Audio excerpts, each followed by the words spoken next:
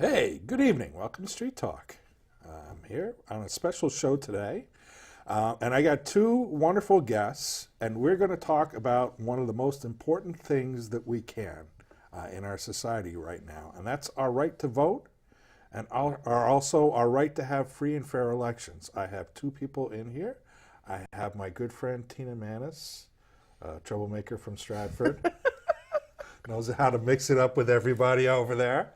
Who's a volunteer coordinator with Wolf Pac, and I also have Paul Rubin, who is the mastermind behind all this stuff, and he's working to hopefully this session get past a resolution to make a constitutional amendment.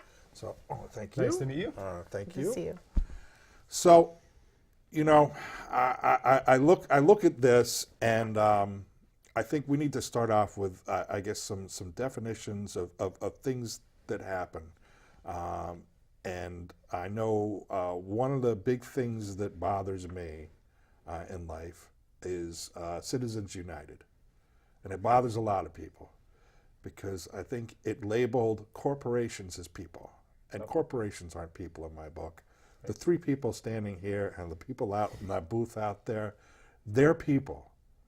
And to say that a corporation has the exact same rights or freedom of speech or other things along those lines is not exactly true. So what did Citizens United do to our elections when it passed the Supreme Court? I guess if you want to lead off of that. Right, yeah, so Citizens United was a Supreme Court decision that passed on party lines in 2010. And basically it said that, as you mentioned, it articulated corporate personhood. So it said that corporations and other, actually nonprofit entities as well, like unions, should have all the rights that people do. And that includes the right to free speech and the right to contribute essentially as much money as they want to political campaigns. And indirectly so. So, but it wasn't the first blow to our election systems. There was a previous Supreme Court case called Buckley versus Vallejo, and that actually passed in 1976. So after the Nixon administration, there was the Federal Election Commission was set up to regulate campaign expenditures and contributions. And in 1976, there was a Supreme Court case called Buckley versus Vallejo that equated monetary expenditures to political campaigns with free speech. And that opened the door for a lot of the inequities in our political system that have become even worse with Citizens United. So Citizens United said that not only is free speech equate or is monetary expenditures to political campaigns should be equated with free speech, but that those free speech rights should be extended to corporations and other entities, other nonprofit entities, and it allowed for essentially unlimited contributions to our elections, and more often than not, they're completely undisclosed. So there's a lot of people have heard of super PACs. Mm-hmm. So those originated after Citizens United. Before that, corporations weren't allowed to. They had limits on how much they could spend to political campaigns, and those were struck down in Citizens United. Allowed for super PACs and dark money to enter the political arena, and have really done serious damage to our democracy. Furthermore, there was another Supreme Court case. Let's work on one at a time. No here. problem. And here's the issue that I got with corporations being labeled out as people. Mm-hmm. Number one, I'm one citizen. I'm one vote. Okay? I own stock. I have, my own portfolio of things for my retirement fund. I might own one stock in one company, Yep. but that doesn't mean that I have an equal representation, because it's based upon the people who have the most representation, which sit on the board of directors or manage to leverage themselves onto the board of directors. So, I mean, literally, corporations and some corporations out there, and I'm going to equate this exactly back to where it originates, are like oligarchies. Yep. So the people at the top are sitting there and they're making the decisions. And even though I'm one person who owns one share or 100 shares or 1,000 shares, my voice doesn't count. And that's the issue that I got with this whole program of labeling this out as, it's not democratic. It's not representative. Correct. When I go and I get stuff sent to me about my shares and I get to vote, I don't get any information about who the people are that I'm voting for. I don't get any information from any of these corporations telling me that, hey, this is the plan for what we're doing, and this is what you're spending, literally, the profits of these organizations, because these people are like the board of directors. Yeah. And I love what you said. You said my favorite word, oligarch. Yep. And it really is an oligarchy. And the oligarchs have corrupted our system of government and also our culture. The idea that money somehow gives you additional say is something that doesn't sit well with me. If you have 2 pennies, you have no pennies, you still have a vote. My parents had very, very little money, but they always went and voted. My grandparents always voted. They instilled that in us. We didn't have stocks. We didn't have a corporation. I do. Now I've moved forward in my life, but I've never forgotten the idea that those people in our world exist still. They aren't signing on to any of those corporations, so why should their vote, their one vote, now you own stocks in a company that's now funding, you count more, even just with one stock. That's not fair. And the sense of fairness and justice needs to come through. And that people on the ground need to understand that by creating this climate and culture where money matters more than people, we have opened the door for Citizens United to become the new normal. And all of the things, including the CEP and the rules, if you've ever run for municipal election, the rule book is this thick. All of these rules against business are all Band-Aids.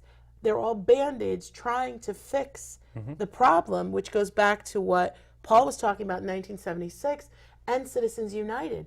And we continue to see this issue with dark money. Now we're fighting right to work. People want their say because I don't want to be part of a PAC in a union that says something I don't want it to say. I don't want to be a stockholder in a corporate. They're all symptoms of this big money issue. And when you get down to it and you really just peel away the onion, you realize at the center of it, the root cause is this issue of money and the worship of money in our culture and the worship of that. And now that taking away our free, fair elections, it's taking away the essence of American democracy. And I'm not willing to stand by and let that erode. And I don't think people in Connecticut should stand silent anymore. We need to stand up and be counted. This is the seat of democracy. This is where it happened. This is where the 13 colonies were. To not see Connecticut up on the board for Wolf Pac yet is tragic. We need to be there. We were the first. We need to stand up for this. Well, we are the Constitution state. Yes. Quite obviously. And, I think what people forget, and I know our president forgets this, that we have an allegiance to an idea.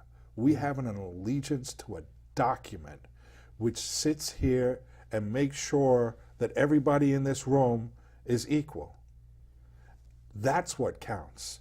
It's not an allegiance to a person. It's not an allegiance to a person that should sit there and stay in office forever until they're carried out like in a freaking casket, like what's his name, Helms, or a party, right? Or a party or anything else. But you know what? Unless it comes from a groundswell, which is the bottom up, to be able to say to our leaders that we're not going to accept it, that this is not appropriate, that after you pass a budget or change a law or something, all of a sudden you get $600,000 into your coffers because you've changed something in the direction that helps a corporation, or if you're the Koch brothers, that you're making like decisions on how we should be living our lives. How we should be living our lives is based upon us. It's not based upon them. And this is where people are just getting flossed over because there's so much information flying at them every 2 seconds, especially an election. I think you told me, how much did they spend on elections last time around? They actually spent, in 2016, I believe 6 and then something billion, I think it was close to 6 billion was spent in congressional elections and in presidential elections. And you know, Tina, you both were mentioning you know, the seeds of our democracy. And after the Constitutional Convention, Ben Franklin, someone approached Ben. There's a often quoted, you know, very, very popular quote of Ben Franklin's. Someone asked him, "What have you come out of the Constitutional Convention with?" And he said, "A republic, if you can keep it." And we see our democratic institutions being eroded. And it's not just because of Trump or just because of you know, the last election, or it's been happening over a generation now. And you know, as Tina said, and as you said, you know, it has to come from the grassroots. People have to stand up and say this is not acceptable.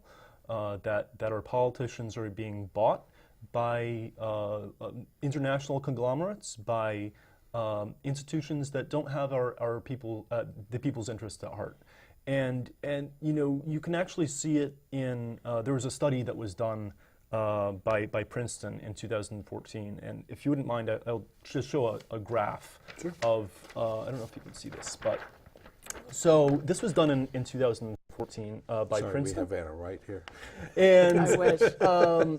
you'll see that in an ideal democracy, if a bill had, you know, 30% support, then there was a certain 30% likelihood that it would actually be passed. If there were a 90% support among the public, then there would be a 90% likelihood that it would pass. But that's not what we have in our electoral system and in our system of policy today. For 90% of Americans, what was shown in this study is that the preferences, and this is a quote, the preferences of average Americans appear to have only a minuscule, near zero, statistically non-significant impact on public policy. And this is done over 20 years of research of looking at public policy and voting records. But there's another constituency, and that's elite representation. That's the representation for large corporations, for billionaires, and that line tends to trend much more along with what would be considered ideal representation. If corporate lobbyists want something passed, there's it's much more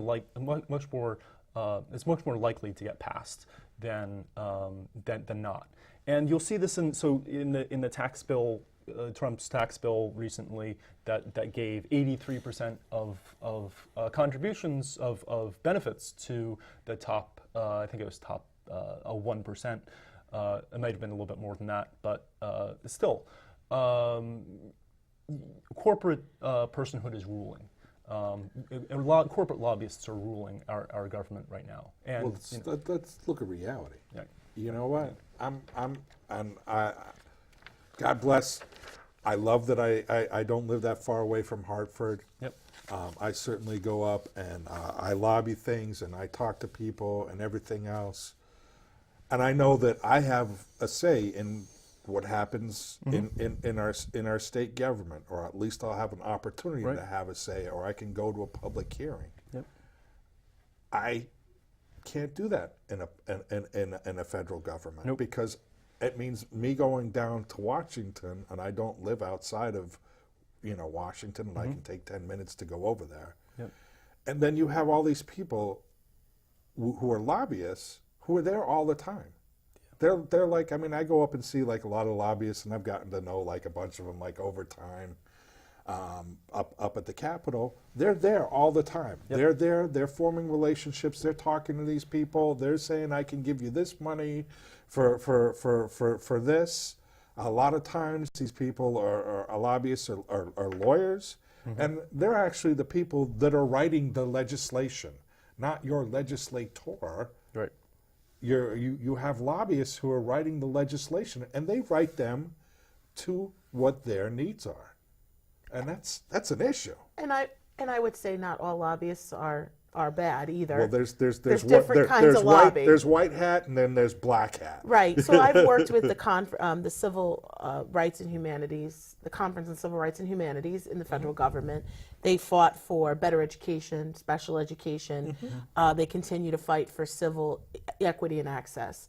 I've met a lobbyist who was a former senator, right? He was friends with many of the supporters of our bill. There are lobbyists at the state level as well. And we can't forget that even though we can't visit Washington, D.C., these lobbyists still exist, and the corporate lobby is there.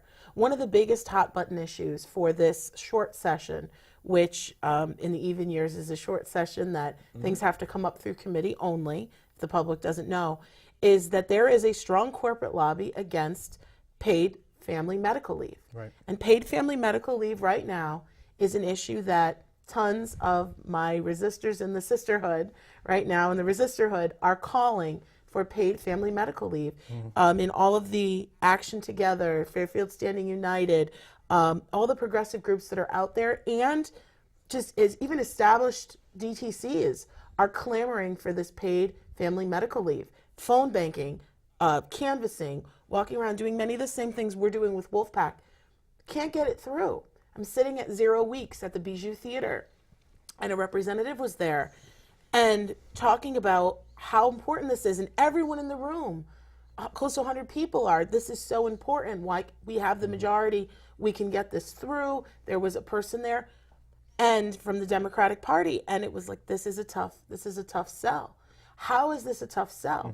Well, when you get down to it, it's a tough sell because of the corporate lobby. Because corporations and businesses are concerned about paid family medical leave, and they are up there lobbying daily because that's their job, while we're killing ourselves working and can't get away. Right now, I'm sitting here because I have the day off from my job. I have a day off.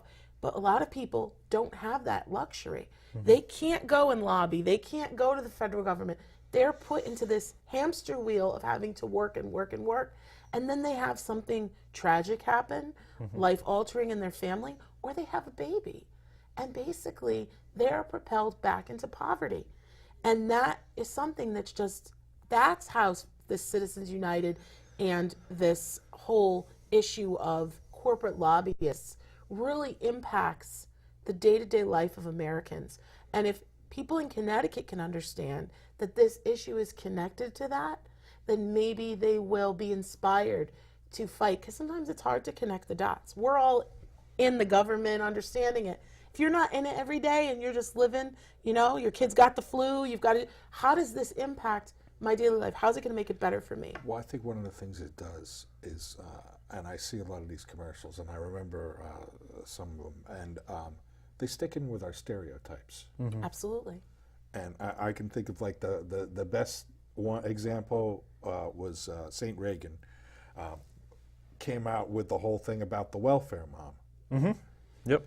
And I hate to tell you, the majority of people that are on food stamps in America are white.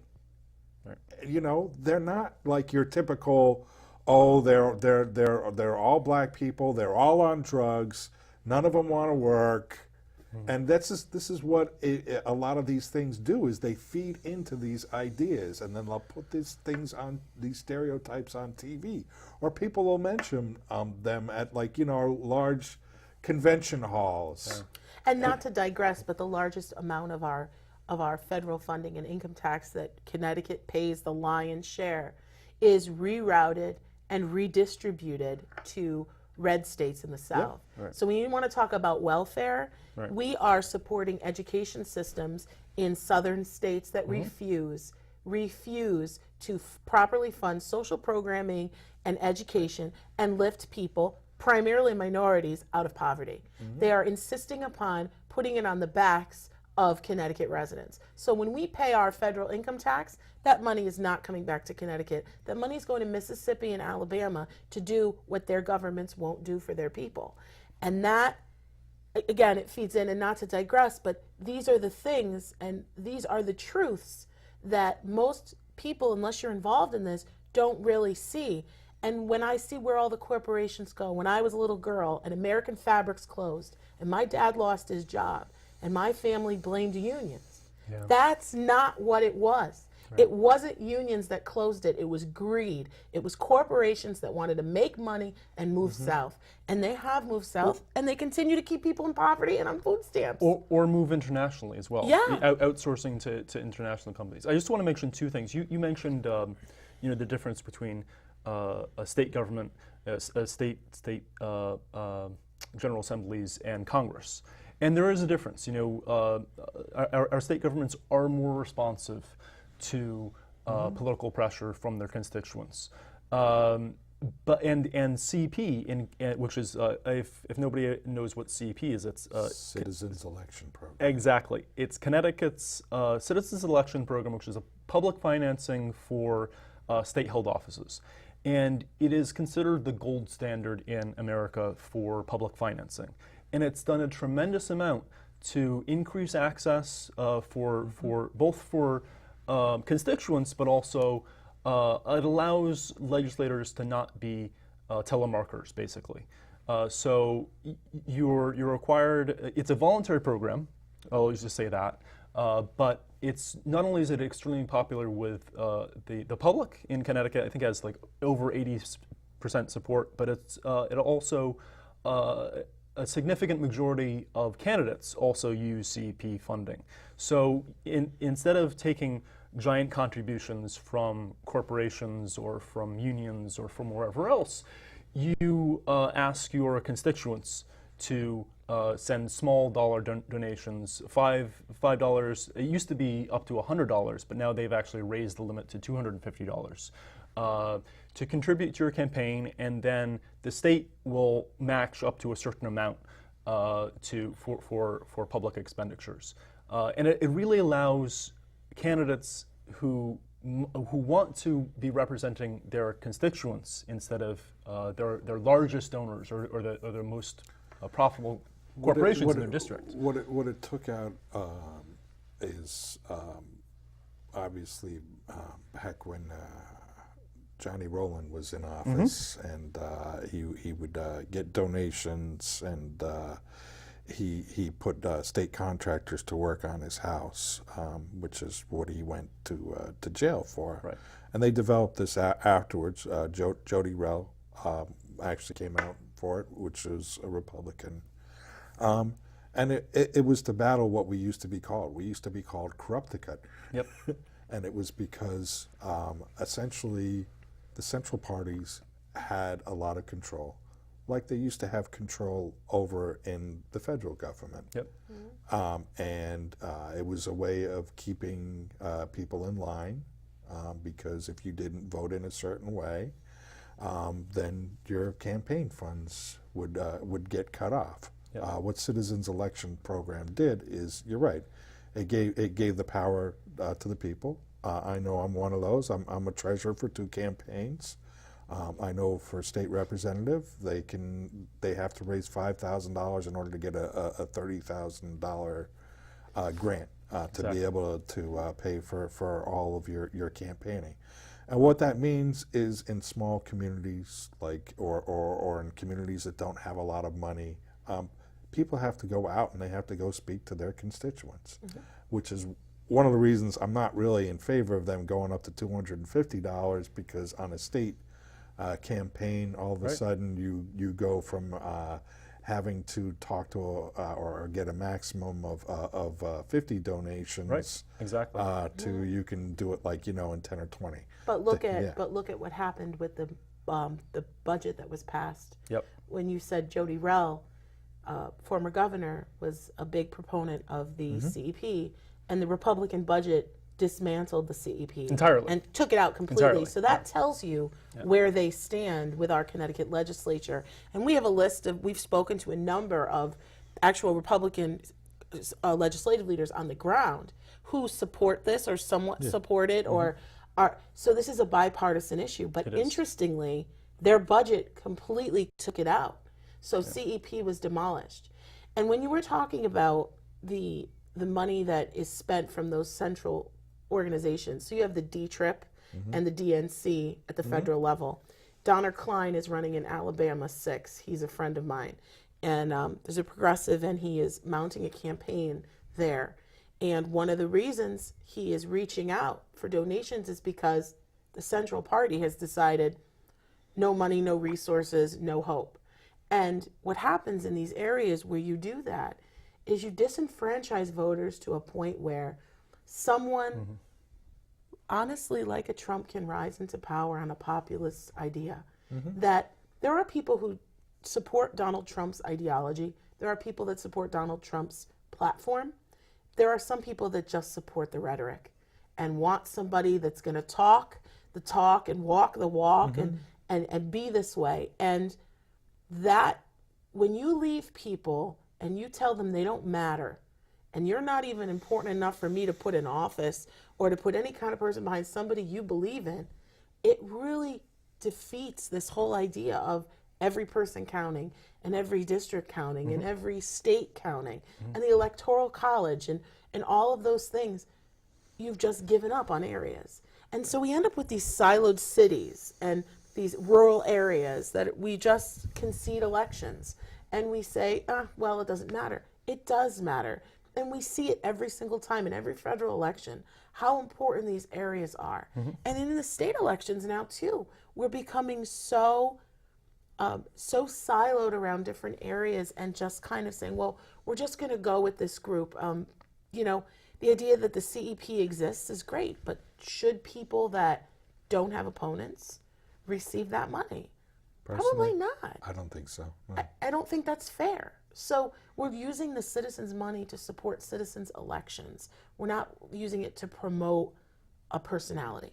So I think that there's issues with everything, but at the same time, the Republican legislature voted to dismantle that and program. There was one other provision recently for the CEP that was really critical. I went to an informational seminar on CEP with the Government Administration's Elections Committee last Friday, and the SEEC, the organization that oversees the CEP, really had some serious concerns. One of them was the 1-year limit on investigations into the infractions of these campaign finance laws. So what that allowed you to do is, if you were supposedly had infractions and you had a good set of lawyers, you could postpone some of these cases past the 1-year limit, and you could skate away, scot-free. Without any investigation. Well, and there would be an investigation, but there wouldn't be any repercussions for violating any of those campaign finance laws. And if you can't hold people accountable for violating campaign finance law, it's going to be very difficult to actually enforce it.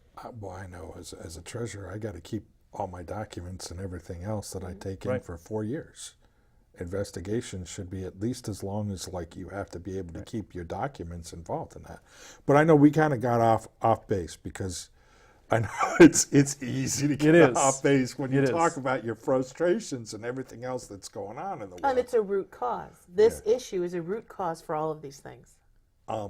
What I want to get back to is our wonderful Constitution. Yes.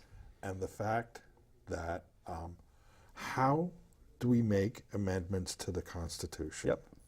So, this is really critical. So, again, CEP is wonderful, and we want to protect it, but there are limits. And there are limits because of these Supreme Court cases.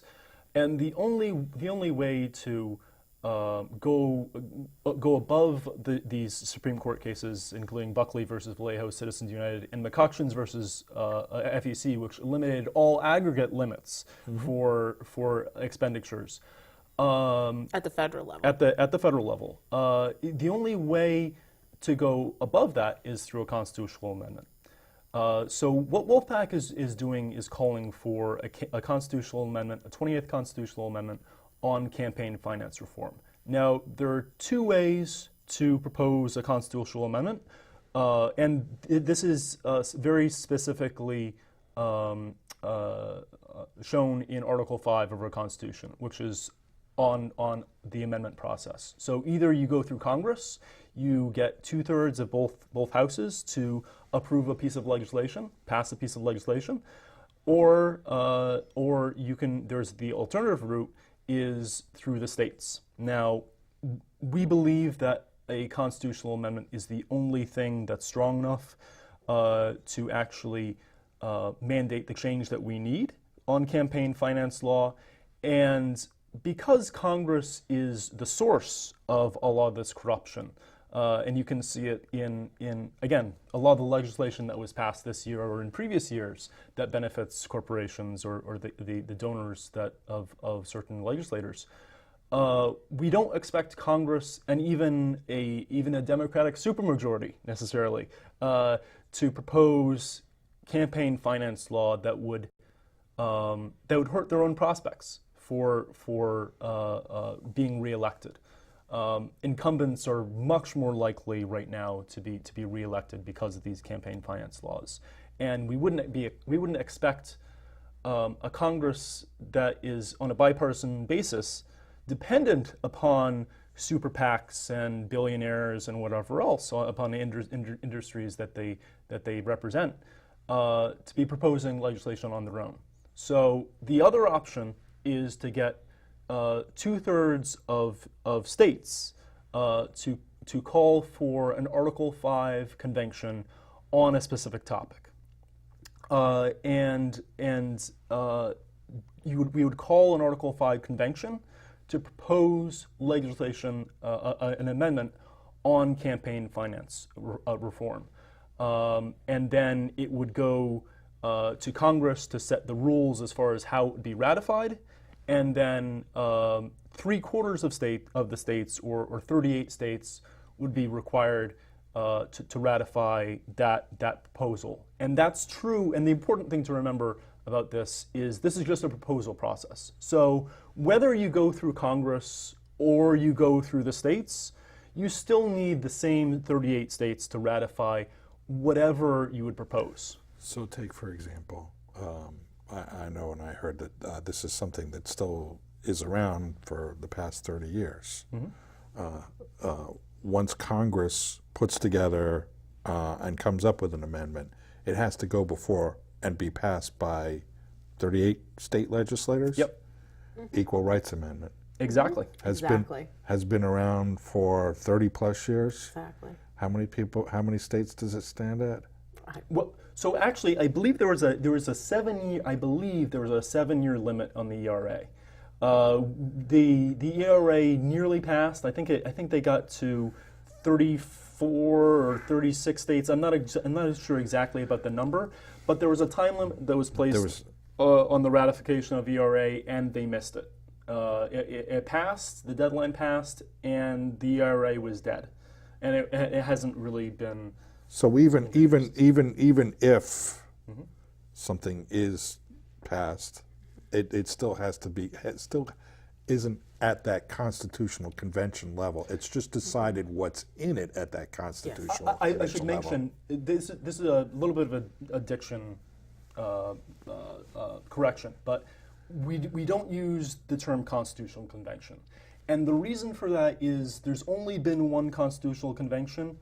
That was in 1787, I think, or 1783. I think it was ratified. The Constitution was ratified in 1787.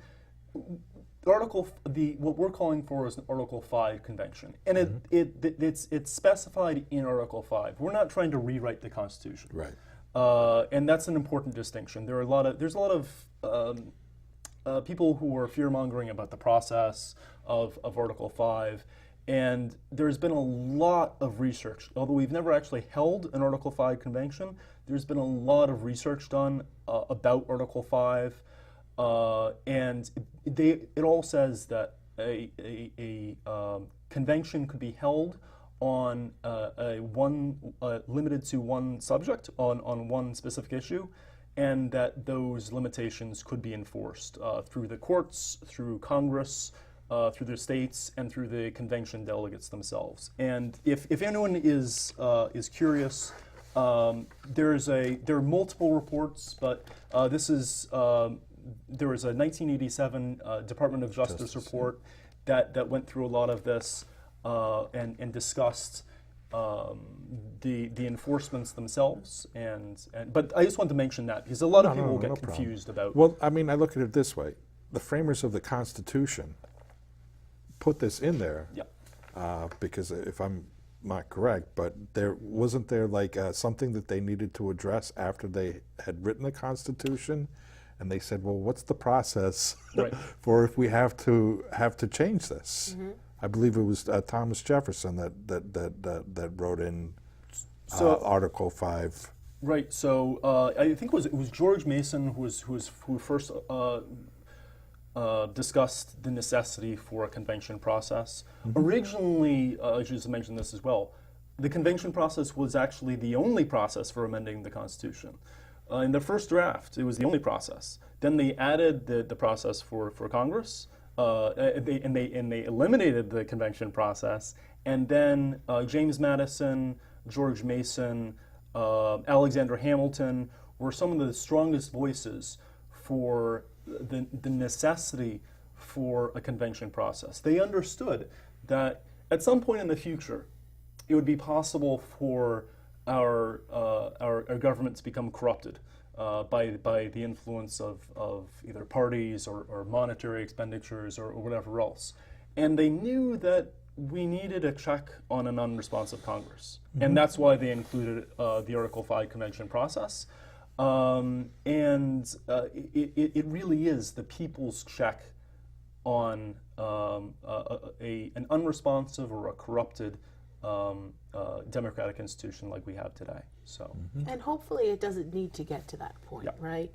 So one of the things that was spoken at when we did the presentation for legislators and guests that wanted to come up at the Capitol 2 weeks ago was the idea that putting states on the map that have legislators that stand behind this basically puts pressure onto the federal government and the Congress and says, you represent us, don't you? And it comes down to a conscience issue, right? That if I'm sitting in Congress and I represent the people and the people are clamoring for this issue, there's two parts of this. There's my conscience that may say, okay, I've got to make this happen. That's where I move from, right? That's my modus. And then there are other people sitting there that say, I need to get reelected. I better do this. My people are asking for this. So whatever part, if you're coming from the ego or if you're coming from the morality, the statesman, the moral center, wherever you're coming at, there will be the pressure on the Congress to do something about it. And I think that is probably, we're not saying that, government is so corrupted that it can't work with us. We're saying that sometimes you need a little bit of help. And when we've seen the government shutdowns and all of the issues with partisanship that have been happening, this could be the issue that unites the nation. It is a bipartisan issue. Yep. It is a bipartisan issue.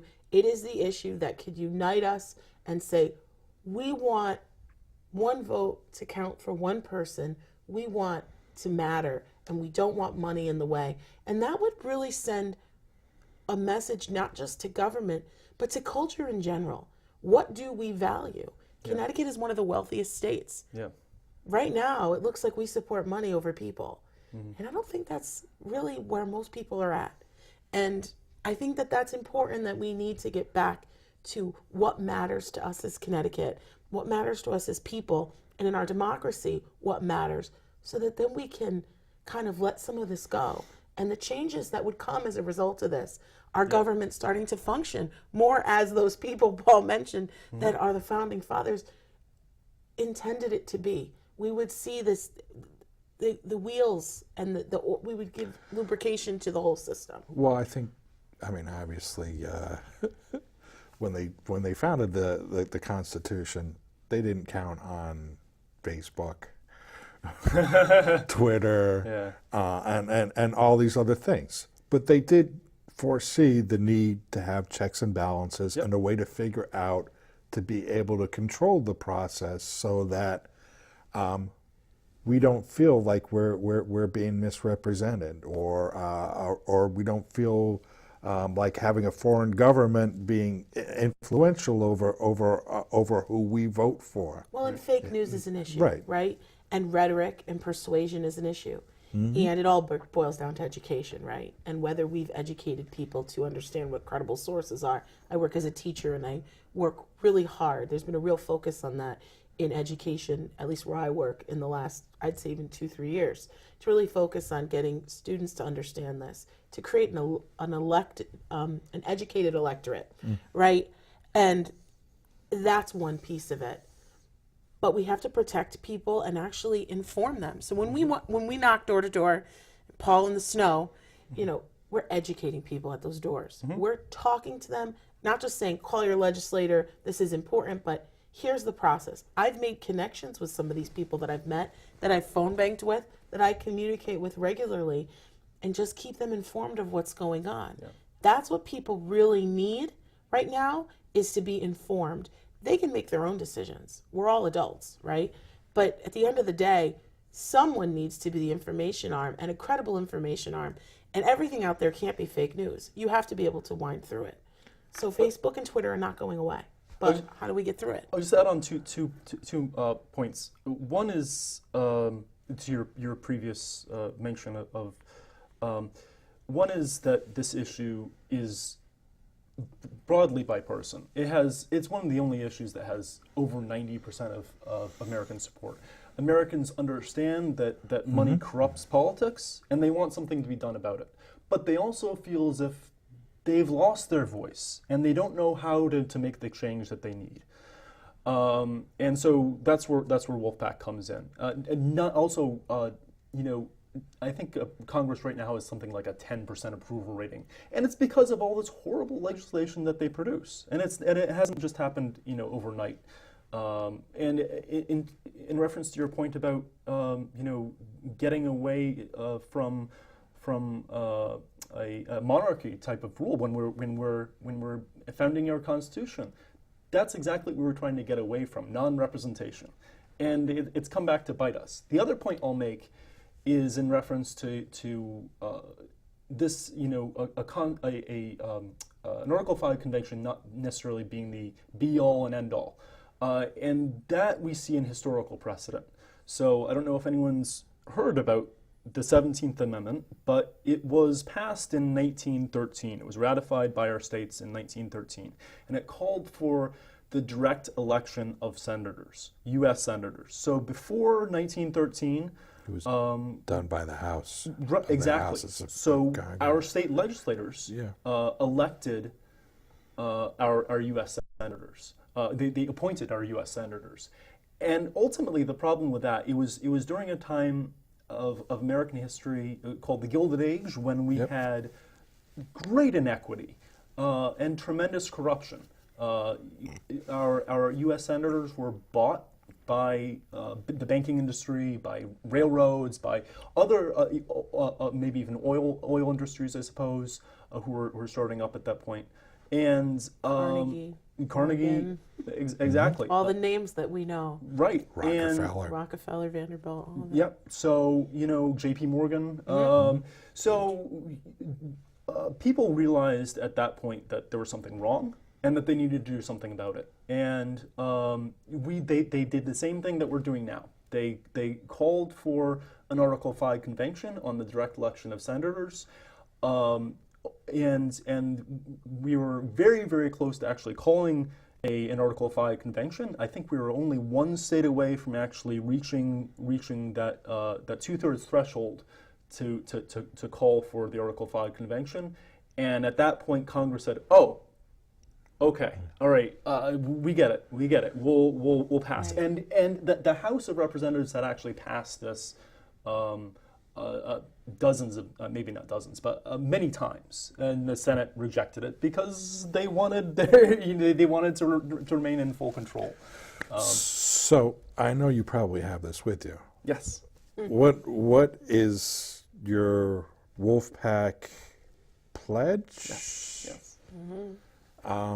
Because I'd like you to read it off so that people, because I when I read it this morning, it became ultimately clear that this is the way forward and this is the process. It's a call to action, and Yes. it really is.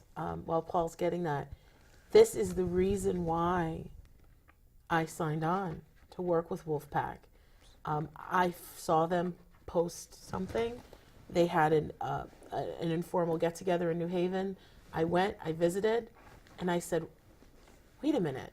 This is exactly what happened with Stratford WPCA and the privatization and ALEC and ACCE and all these things that I had learned about, and dark money in politics.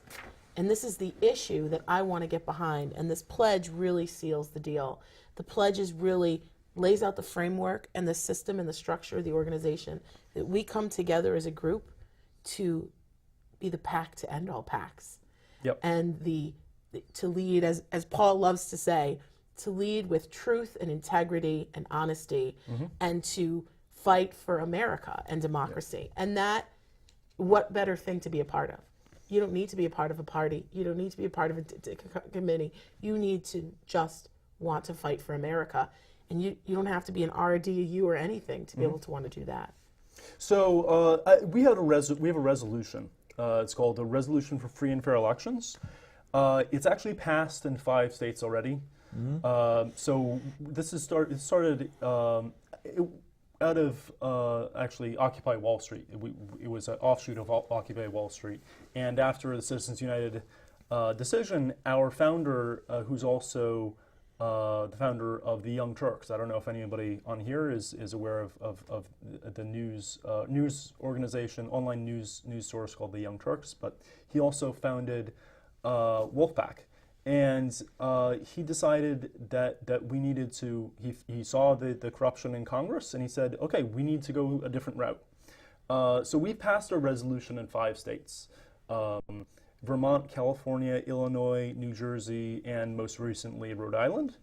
And we have half a dozen other states that are really close to passing a resolution. Including red states like Oklahoma and Nebraska, Yep. which are working very hard. I think West Virginia is another group of volunteers working really hard. We're active in all 50 states, actually. Yes. So, yeah, and our resolution, basically, it's Read called it. Oh, it's too long to. It's too long to. Read it or I'll read it. I don't Okay. care, one way or the other. All right. So, whereas the framers of the Constitution of the United States of America intended that the Congress of the United States of America should be, quote, dependent upon the people alone, is from James Madison, Federalist 52. And whereas that dependency has evolved from a dependency on the people alone to a dependency on powerful special interests through campaigns or third-party groups, that has created a fundamental imbalance in a representative democracy. And whereas Americans across the political spectrum agree that elections in the United States of America should be free from the disproportional influence of special interests and fair enough that any citizen can be elected into office. And whereas the Constitution of the State of Connecticut states that all political power is inherent in the people and all free governments are founded upon their authority and instituted for their benefit, and that people have the undeniable right to reform their government when necessary, Article 1, Section 2. Whereas Article 5 of the United States Constitution requires Congress to call a convention proposing amendments to the federal Constitution on the application of 2/3 of the legislatures of several states. It goes on and on, but there are a couple important points I'll mention. One is that this is a daisy, what's called a daisy chain. So this resolution is almost identical to all 5 of the other resolutions that have passed, and it creates a distinguished line from one to the next. So it's clear that all of these resolutions will be counted together. One of the claims that detractors make about Article 5, this Article 5 resolution process, is that if it were possible, some special interests would want to hold a convention on an unlimited number of issues. And so what we're doing here is making sure that through this daisy chain process, through making sure that all of these resolutions are exactly the same, that wouldn't happen. That nobody would be able to propose something off topic. This constitutional amendment that would be proposed is limited to campaign finance reform. One of the other specificities in this is that no former lobbyist or former congressman or senator could be appointed to or elected to be a delegate at this convention, which is an important point. You don't want the very people who are you're trying to get out of the special interest business to be influencing your convention. So those are a couple of important points about our resolution. We're very close in a number of other states as well. And I think it says here, just one of the things, it says, whereas the Connecticut legislature perceives the need for an amendment convention in order to restore balance and integrity to our elections. And that's really key. Does our legislature see that as a need? If you talk to them one-on-one, they do. But will they have the courage to lead and vote for that kind of thing in mass? Will they take a public stance that stands there? And the actual resolution says, now therefore be it resolved that the people of the state of Connecticut, speaking through its legislators and pursuant to Article 5 of the United States Constitution, hereby apply to the United States Congress to call a convention for the exclusive purpose of proposing an amendment to the Constitution of the United States of America that will restore free and fair elections as described herein, as soon as 2/3 of several states have applied for the convention for a similar purpose. Through our legislators, we are asking, but it's up to them. It really is up to our state legislators to act on behalf of the honesty and the integrity of the people, to restore faith in this process that seems so broken at the federal level right now. This is Connecticut's chance to stand bipartisan and stand up and fix it and make people believe in government again. Well, as I say, you know what? We're not a true democracy. There is no votorama like on your TV Not remote yet. control. But we have a representative Yes. form of government, and you know what? Your vote counts as much as you're willing to go and put it out there and tell them what you want them to represent from you. And if this, and I hope it gets pulled up and passed this session, but if in the foreseeable session it doesn't, then this is what you need to ask your representatives that you're going to be asking you for your vote in November. Is you need to say, well, are you about free and fair elections? Right. Are you willing to go out and do this? Are you willing to be a part of this? And next time around, anybody can put this up. It doesn't have to come through committee. That's true. Right. And the framework is already out there. Yes. And so people going out and asking their legislators now, and also in the future, if this needs that next level, is going to be critical. And this is what your vote is really all about. Yep. And I know I'm coming to the end, and now 55 minutes doesn't cover long enough for all the different parts. We'll come back. I am going to have you guys back. But, like I said, the most important thing is that people get out there and they educate themselves and they go out and they vote, and they tell their representatives what they want. In management, I've always walked around with the belief that unless you tell people how you want to be treated, Absolutely. they will treat you any which way that they think. Yep. Because you're not telling them what you want. And to know that this is in committee, that it's in the government administration, elections and administration committee, Yep. that Representative Dan Fox is the chairman of that, and that his co-chair is Senator May Flexer, who gave that wonderful presentation last week. Yep. They determined the agenda. They must raise this. So we could have all the support from the entire legislature, but if it does not make it on the agenda, then it doesn't get raised in committee. So And we only have until February 23rd. February 23rd, and the courage with which a legislator has to put all of these, any agenda item, whether it's national popular vote, paid family leave, whatever it is, for them to have the courage to put this up in the short session and to put it out there and to stand behind it. It's not just something to clamor about and then when they do it, forget.